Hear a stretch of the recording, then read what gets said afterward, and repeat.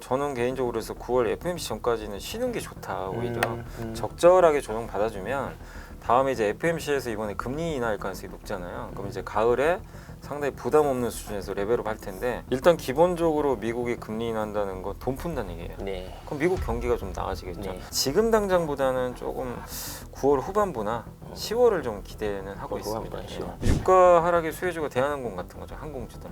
예, 저유가에 당연히 수혜를 또 그리고 금리 떨어지면 우리가 항상 봐야 될 게 특히 이제 가을이나 이제 하반기 모멘텀 많은 업종이 바이오 업종. 아, 그렇죠. 예, 그래서 바이오 쪽도 한번 볼만하지 않나. 네, 이게 주식시장에 갑자기 세제 악재가 좀 발생했습니다. 네. 아시다시피 이제 정부가 지난달 말에 세제 개편안을 발표했는데 거기에 이제 양도세 대주주에 대한 양도세 기준을 이제 50억에서 10억 원으로 낮추는 안을 발표를 했는데 이거에 대해서 좀 어떻게 보시나요? 이게 실효성 문제도 좀 여전히 논란고. 근데 이게 이제 결국 세수를 더 걷자는 목표인 것 같은데 그렇죠. 실제 뭐 연구조사 결과 봐도 세수가 크게 는다는 뭐 그런 효과는 없는 것 같고 그전 다 팔았죠. 예, 그걸 팔아버리니까요 예. 사람들이. 그래서 오히려 이제 주식시장에 피해만 주는 거죠. 이게 연말을 그러니까 뭐냐면 주식시장이라는 거는 어쨌든 이제 기업의 가치가 올라오고 뭐 주주들도 환원도 많이 해주고 막 이러면서 이제 주가가 꾸준히 우상향하는 그림이 가장 좋은 건데 그게 아니라 이제 연말만 되면은 이걸 이제 사람들이 10억으로 낮추면 10억 이상이 된 대주주들이 주식을 팔게 되니까 그렇죠. 9억 이하로 예, 놓는 거죠. 팔아가지고. 그거는 비정상이잖아요, 사실은. 예.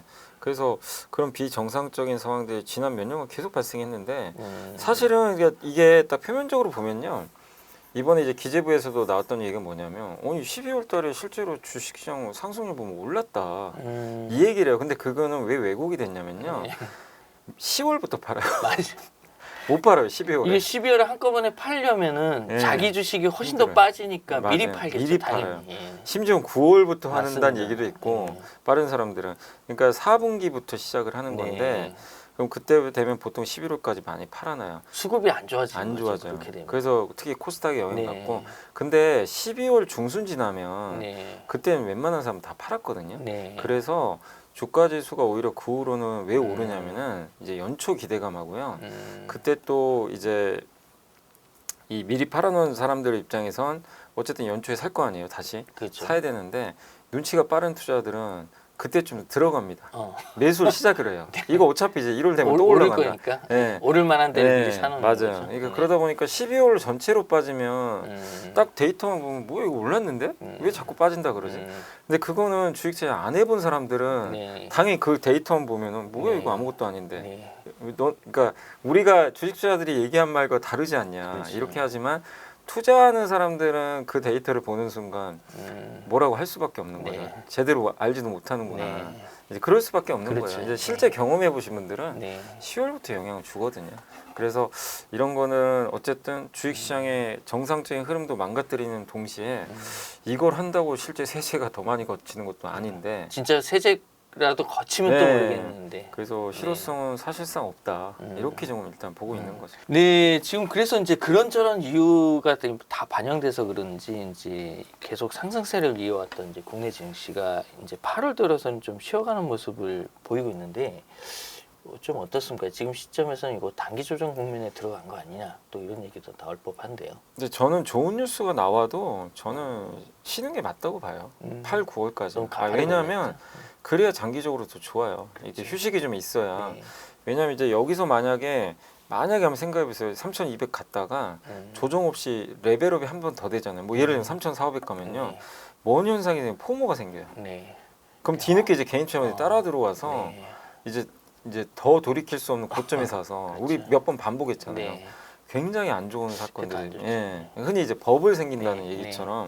근데 여기서 적절하게 조정을 한번 받아주면. 근데 이게 조정받을 때 내용이 좋아야 돼요. 그러니까 지금 조정받는 것 중에 일부 좋은 내용도 있겠지만 좀 아쉬운 게 뭐냐 정부 정책이 후퇴하는 부분. 네. 그거는 좀 사실 부담 요인은 맞아요. 그 그렇죠. 부분들은 좀 맞는데 어쨌든 제가 그냥 그거를 배제하고 음. 미국도 그렇고 한국도 그렇고 지금 미국이 4월 저점 대비 나스닥이 40%나 올랐어요. 네. 엄청나게 올랐고 네. 우리나라도 어쨌든 이제 이재명 대통령 당선되고 나서 엄청나게 쉼없이 올랐으니까. 쉼없이 올랐으니까 뭐 저는 개인적으로 그래서 9월 FOMC 전까지는 쉬는 게 좋다. 오히려 적절하게 조정 받아주면 다음에 이제 FOMC에서 이번에 금리 인하할 가능성이 높잖아요. 그럼 이제 가을에 상당히 부담 없는 수준에서 레벨업 할 텐데 이거 금리 인하부터 해가지고 이런 걸 다 반영해서 그냥 미리 다 땡겨 놓으면요 막상 FOMC가 끝나면 재료 소멸로 오히려 이제 뒷걸음질 칠 수 있어요. 네, 연말까지. 그래서 조금 쉬어가는 게 좋고 다만 이제 쉬어가는 거 자체는 뭐 최근에 이제 모습 보니까 좀 지지부진해서 쉬어는 가는데 조금 아쉬운 게 뭐냐면 국내 내부 동력이 좀 떨어지고 있는 거. 그러니까 정부 정책에 의해서 이렇게 올렸는데 아까 저희가 얘기했던 세금 이슈. 네. 요게 좀 아쉽고 또 한 가지가 노랑봉투법. 네. 요게 되게 불확실해요. 지금 6개월 그쵸. 유예 기간을 줬는데 네. 사실 뭐 여러분도 아시겠지만 주식 투자하는 분들 입장에선 기업에 투자하는 거니까 네. 기업들을 좀 옥죄는 법이잖아요. 네. 어쨌든 그러면 기업들의 경영 활동이 당연히 위축되니까 이거는 주가에 반영되거든요. 네. 네, 나중에 그래서 6개월 동안 어떤 일이 발생할지도 몰라요. 유예 기간 동안 뭔가 보안 입법이 되거나 이러면 또 괜찮아질 텐데, 그러니까 이런 것들이 뭘 막냐면 위를 막아버려요. 그렇죠. 더 못 올라가게. 예. 예, 왜냐하면 투자 심리를 좀 불안정하게 만들거든요. 지금 뭐 분명히 예. 그런 측면이 있는 것 같습니다. 그래서 많이 올라서 좀 쉬는 건 좋은데 어. 제가 좀 아쉬운 거는 많이 올라서 쉬는 것도 있지만 뭔가 지금 내부적으로 좀 문제가 생겨서 못 오르는 거. 이 두 가지가 근본적으로 좀 뭔가 해결은 돼야 되는데 네. 그건 지금 당장 뭐 해결될 문제가 네. 아니잖아요. 그래서 뭔가 좀 정부에서도 보완을 해서 네. 발표를 한다고는 하는데 아직 나오질 않고 있어요. 맞습니다. 그래서 그런 부분이 있기 때문에 일단 저는 개인적으로 이제 9월 뭐 어쨌든 FOMC까지 조금 이제 시장은 좀 약간 아직 단기적으로는 좀 보수적으로 볼 필요는 있다고 생각을 하고 있어요. 그러니까 전망보다는 당위성 측면에서라도 지금 조정은 좀 하고 네.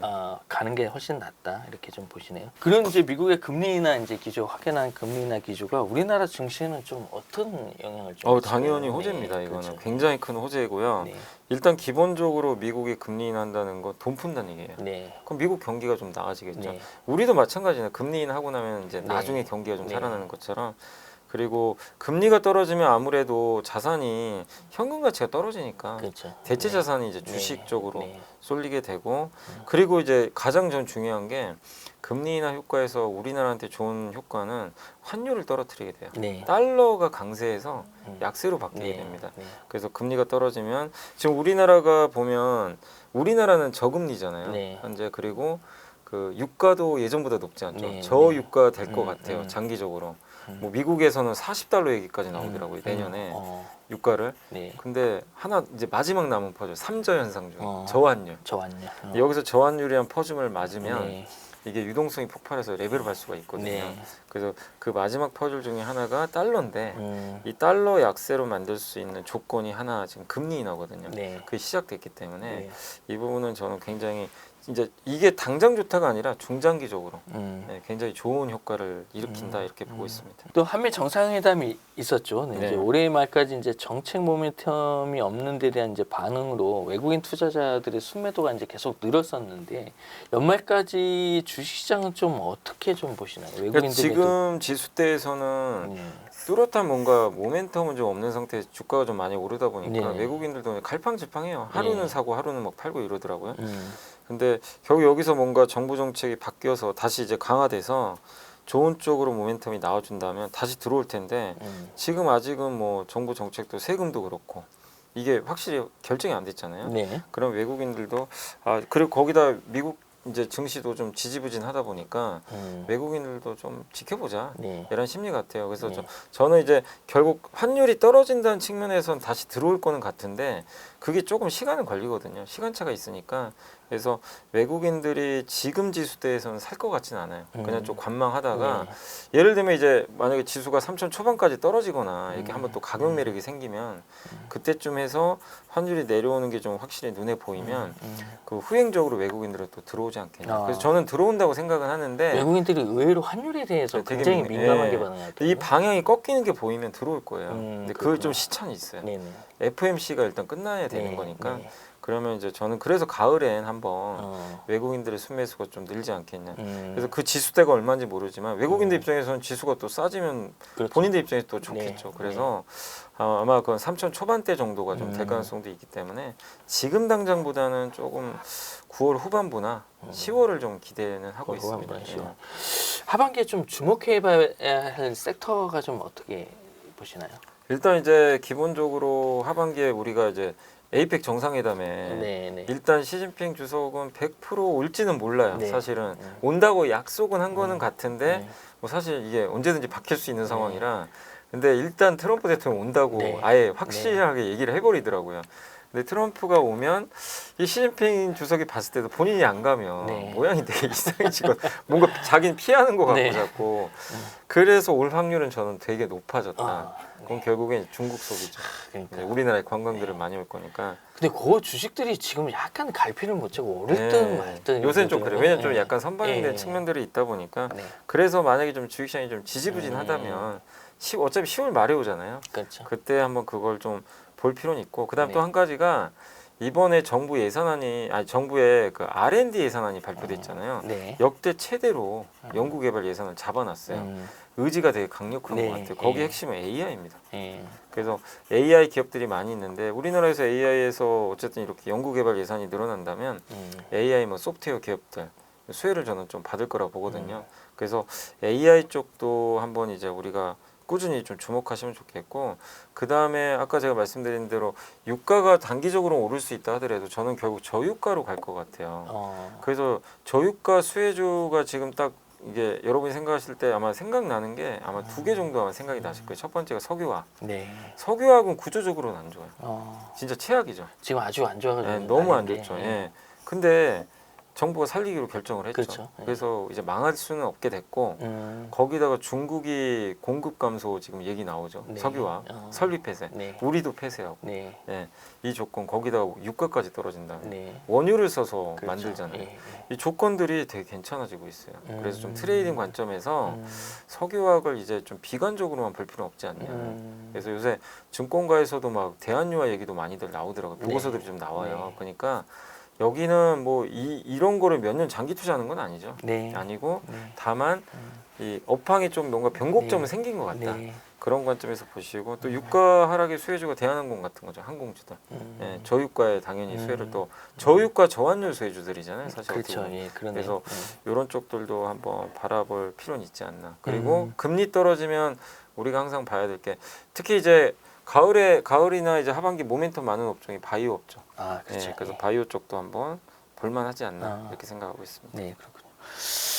네, 아유 긴 시간 고생 많으셨습니다, 이사님. 네, 감사합니다. 네, 고맙습니다. 종목 상담 양방향 소통이 가능한 MTNW QR코드 찍고 카카오톡 오픈 채팅에 무료로 참여하세요.